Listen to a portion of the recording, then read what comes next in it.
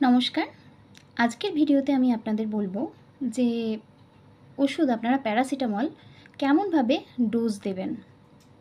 অর্থাৎ দেখুন, আমাদের যে প্রত্যেকের বাড়িতে কিন্তু বাচ্চা আছে, তাই না?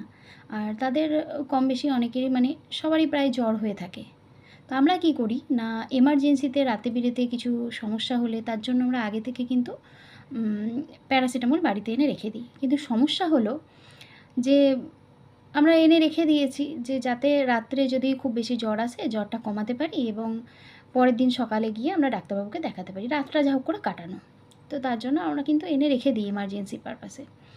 কিন্তু সমস্যা হলো যে আমি যে ওষুধটা এনে রেখেছি সেই ওষুধটা কতটা পরিমাণ দিতে হবে বাচ্চাকে। ধরুন আমি বাচ্চাকে ডাক্তার দেখিয়েছিলাম, তখন 1 বছর বয়স ছিল, তখন 5 ml করে দিয়েছিলেন। কিন্তু তারপরে আর কোনো বড় রকম কিছু হয়নি। তো হালকা ওই জ্বর ইয়ের জন্য আমি একটা প্যারাসিটামল এনে বাড়িতে রেখে দিয়েছি।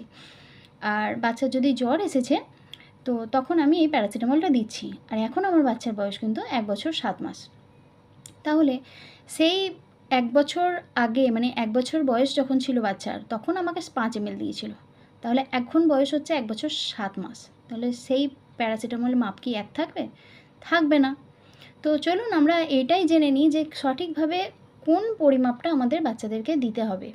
তো এখানে এই ভিডিওটা একটাই আমার উদ্দেশ্য যে যদি কোনো ব্যক্তি এমার্জেন্সি সময়ে দরকারে উপকৃত হন এই ভিডিওটা দেখে, সঠিক কোন ডোজ দেবেন বাচ্চাকে প্যারাসিটামলের সেটা যদি বুঝতে পারেন, তো তাহলেই আমার উদ্দেশ্য সার্থক।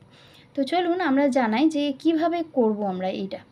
প্রথমেই বলবো যে কোনো প্যারাসিটামল আপনি যখনই এনেছেন, ছোটো বাচ্চাদের তো আমরা সিরাপ হিসাবে দিই বা বড়দের একটু বড় হলে ট্যাবলেটও দিই। প্রথমেই আমরা এক্সপায়ারি ডেট দেখে নেব অবশ্যই। এক্সপায়ারি ডেট দেখলাম।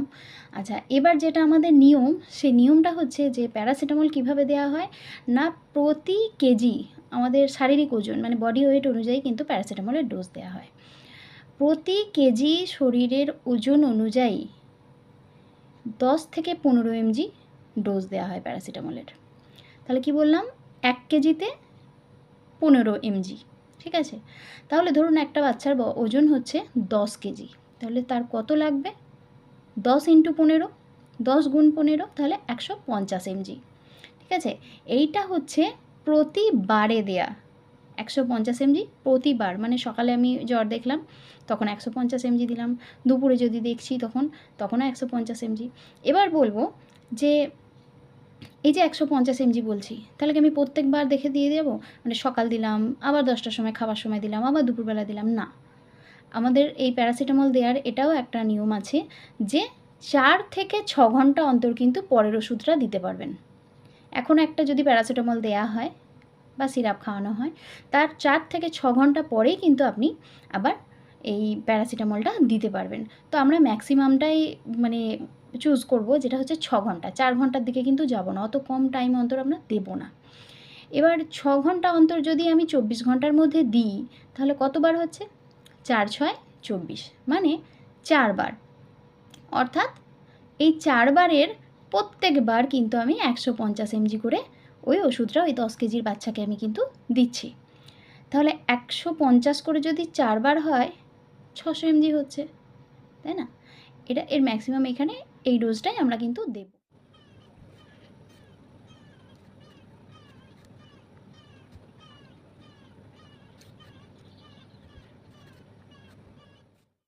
আমরা ম্যাক্সিমাম কতবার দিতে পারি? আমরা ওই যে বললাম, অনেক সময় হয় কি জ্বর একদম কমছেই না, প্রায় 100-এর উপরে 102, 3 জ্বর, কিন্তু ওষুধ দিয়েছি এখনও 6 ঘন্টা হয়নি, সেখানে কিন্তু আমরা 4 ঘন্টা অন্তর দিতে পারি। তবে ডাক্তারবাবুর পরামর্শ নিয়ে করাটাই ভালো।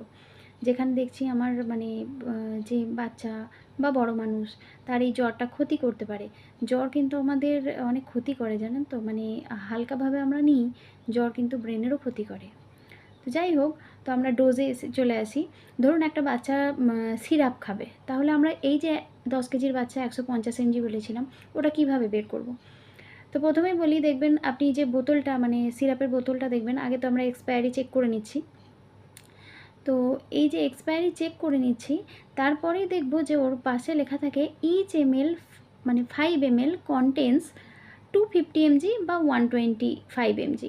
এরকম লেখা থাকে। তাহলে ইচ ml কন্টেন্ট মানে 5 ml, যদি কন্টেন্ট হয় 250 mg 250 mg, তার মানে কি দাঁড়ালো যে প্রত্যেক 5 ml এর মধ্যে 250 mg ডোজ আছে, মানে স্ট্রেংথটা আছে।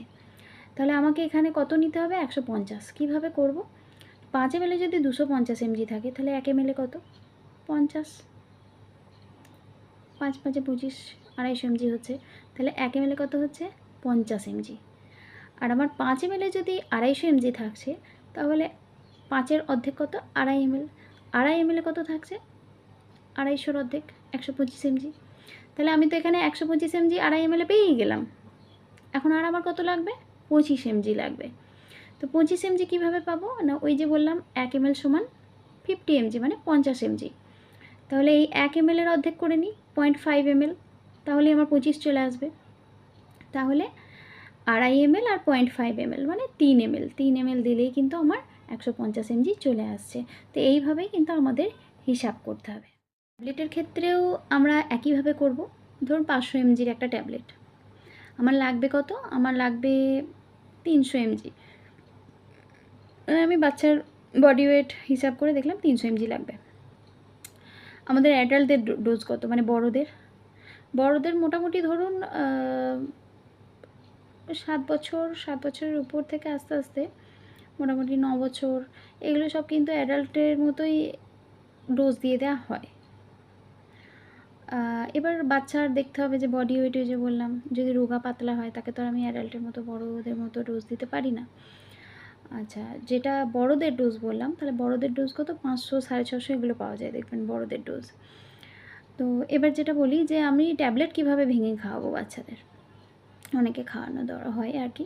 তো 300 mg আমার 500 mg আছে, 500 mg ট্যাবলেটটাকে আমি সমান 4 ভাগে ভাগ করে নেব। তাহলে প্রত্যেকটাতে কত হলো? 125 mg, 250, 125, 125 mg। আমার লাগবে কত? আমার লাগবে হচ্ছে 300 mg। তাহলে প্রত্যেকটা 125 করে 375 হচ্ছে, তাই তো? 25, 75, 375 mg হচ্ছে। তাহলে আমাকে কি করতে হবে? না, 125-এর অর্ধেক কত? 125-এর অর্ধেক 50 আর 12, মোটামুটি হ্যাঁ 12 আসছে। তাহলে আমার ওখানে হচ্ছে 125, 125, 250 হয়ে যাচ্ছে। আর একটার অর্ধেক করে নিলেই কিন্তু আমার 300 হয়ে যাচ্ছে। তারপরে দুটো, মানে আমি যে 4টে ভাগ করেছি তার দুটো নিলাম, আর আরও যে দুটো পড়ে আছে ভাগ, তার মধ্যে থেকে একটার অর্ধেক নিলাম। ঠিক আছে, একটার অর্ধেক নিলাম।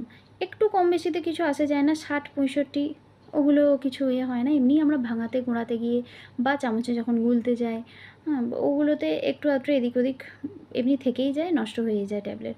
তো সেখানে কিন্তু আমার ক্যালকুলেশানটা অনেকটা ঠিকভাবেই হলো। তাহলে আমার একটা 500 mg ট্যাবলেটে আমি 300 যদি আমার লাগে, তখন আমাকে ভেঙে এইভাবে করতে হবে। অবশ্যই আগে আমরা 4 ভাগে সমান ভাগ করে নেব, তার মানে আমি ভাগটা ওখানেই পেয়ে যাচ্ছি।